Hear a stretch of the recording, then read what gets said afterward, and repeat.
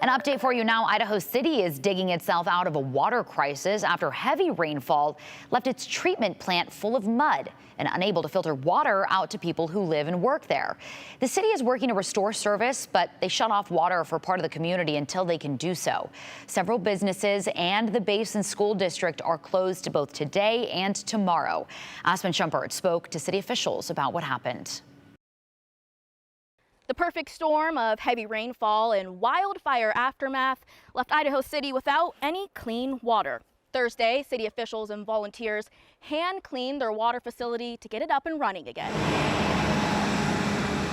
Unusual August rainfall washed a lot of debris into Idaho City's water system. 2 years ago, there were heavy fires up there, so all the vegetation is gone.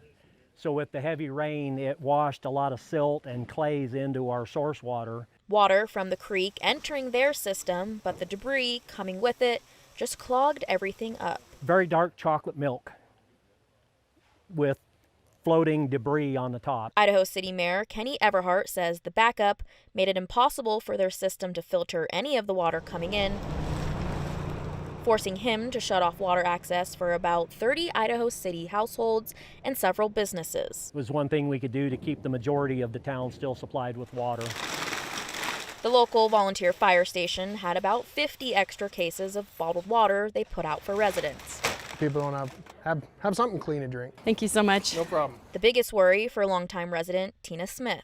The biggest impact is just not having enough drinking water. In the meantime, city officials and volunteers are working to flush the system. This system has 3 separate isolated bays.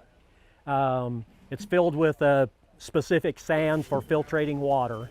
And these guys right now are scraping the top little bit of that muddy crust off the top and getting it out of there so the water can actually get back to the sand to filtrate through. Scooping and shoveling the buildup into buckets, sending it up and out of the bays. Mayor Everhart says it's common for their system to have strains, but they've never had to do this. I've been on the city council since 2011. I've lived here since 1999. We have never had anything like this that we had to deal with. So we're hoping that either this evening or tomorrow morning we'll be able to start sending water in here and producing water, and then we can start, as soon as we can do that, then we can open everything back up.